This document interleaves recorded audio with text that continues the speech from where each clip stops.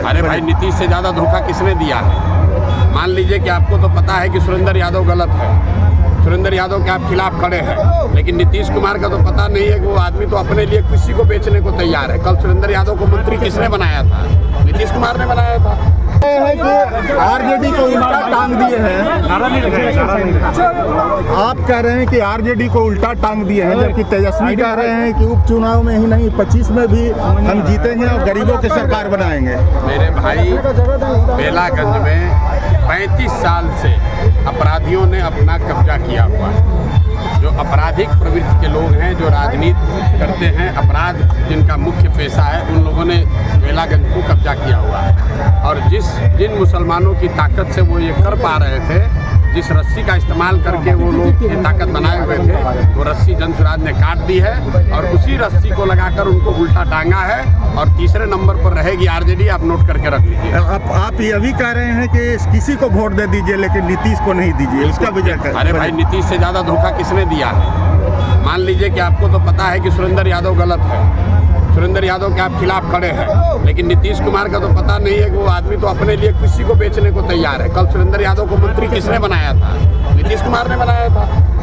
आज जमीन का सर्वे करके जमीन घर घर झगड़ा लगाने का काम कौन कर रहा है? नीतीश कुमार कर रहे हैं। स्मार्ट मीटर लगाकर गरीब का घर में अंधेरा कौन कर रहा है? नीतीश कुमार कर रहे हैं। जो पूरा भ्रष्टाचार फैला हुआ है, किसके राज में फैला हुआ है? नीतीश के राज में फैला हुआ है।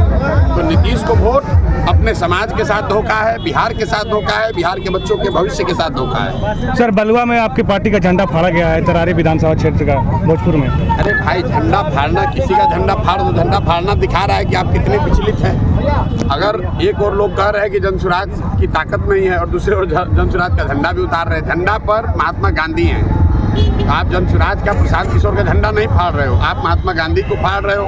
तो दिखाता है कि आपकी प्रवृत्ति क्या है, आपका संस्कार क्या है, आपका कार्यकलाप क्या है। सर, मांझी जी ने कहा है कि परिवारवाद की परिभाषा प्रशांत जी को अच्छे से नहीं आता है, ये लालू जी करते, हम नहीं करते। मेरे भाई, ऐसा है, अब मांझी जी की इतनी नहीं ताकत है कि मांझी जी से हमको सीखना है कि किस चीज़ का परिभाषा क्या है। मांझी जी खुद मंत्री हैं, उनका लड़का मंत्री है, उनकी पतोह चुनाव लड़ रही है। अगर ये परिवारवाद नहीं है तो परिवारवाद का नया डेफिनेशन, नया परिभाषा मांझी जी लिखे हैं, तो जारी कर दें वेबस्टर वगैरह में, वो सब पब्लिश हो जाए। जेडीयू वाले थे, उनके पास हम गए थे तो उनका कहना था कि जनसुराज पर महात्मा गांधी का फोटो लगा करके, और प्रशांत किशोर जी कहते हैं कि हम शराब चालू करवा देंगे। बिल्कुल चालू करा देंगे। प्रशांत भैया, ऐसा है, सुनो मेरी बात। अरे सुनो, अरे जिसको गांधी का ABCD मालूम नहीं है, जिस नेता ने ये कहा उससे पूछो कि गांधी जी ने कहाँ कहा है शराबबंदी के लिए कानून बना दो। अगर गांधी जी कहते कि कानून बनाकर शराबबंदी कर दो, तो देश जब आज़ाद हुआ तो पूरे देश में शराबबंदी लागू हो गया रहता। जिसको गांधी का कोई ज्ञान नहीं है, तो जो जीवन में खुद नहीं पढ़ा, वो गांधी पर टिप्पणी कर रहा है।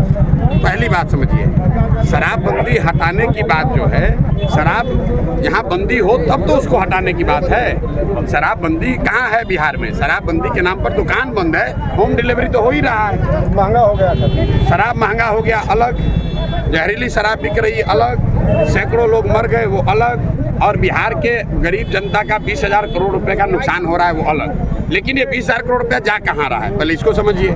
20,000 करोड़ रुपया जा रहा है बिहार के भ्रष्ट अधिकारियों के पास, अधिकारियों से जुड़े राजनेताओं के पास। तो जिनकी राजनीति, जिनका दलाली, जिनका शराब माफिया के पैसे से जिनका काम चल रहा है, वो तो चाहेगा ही कि शराबबंदी के नाम पर ये ढकोसला चलता रहे। कहाँ पर शराबबंदी है? हर गांव में तो शराब बिक रहा है। सर, केंद्रीय मंत्री गिरिराज सिंह कहे हैं कि राहुल गांधी देश में गृह युद्ध करना चाहते हैं। भैया, गिरिराज जी केंद्रीय मंत्री हैं, राहुल गांधी विपक्ष के नेता, उन दोनों से बतियाइए, हमको उसमें क्या बोलना। सर, सवाल ये है कि सुरेंद्र यादव कह रहे हैं कि तीसरा नेत्र खोलेंगे, त्रिनेत्र खोलेंगे। देखिए, एक दिनकर, महाकवि दिनकर ने एक वाक्य कहा है, जब विनाश मनुष्य पर छाता है, विवेक पहले मर जाता है। त्रिनेत्रधारी हम लोग के लिए महादेव शंकर हैं। कोई व्यक्ति का तीसरा नेत्र नहीं हो सकता है। अपने आप को त्रिनेत्रधारी बताना, तीसरा नेत्र वाला बताना, ये दिखाता है कि आदमी कितना अहंकारी तो है ही, साथ साथ मूर्ख भी है। और बेलागंज की जनता इसकी मूर्खता और इसके अहंकार को दोनों को इस बार धूल दूषित करेगी। और आप देखेंगे कि पानी पीने को नहीं मिलेगा इस चुनाव के बाद। इतने बेचारे व्याकुल हैं कुछ। अब उस आदमी को देखिए, 2 दिन पहले उसने बयान दिया कि जो अमजद साहब हैं वो हमारे बेटे के दूसरे अब्बा हैं। जरा उनका जरा सोच देखिए।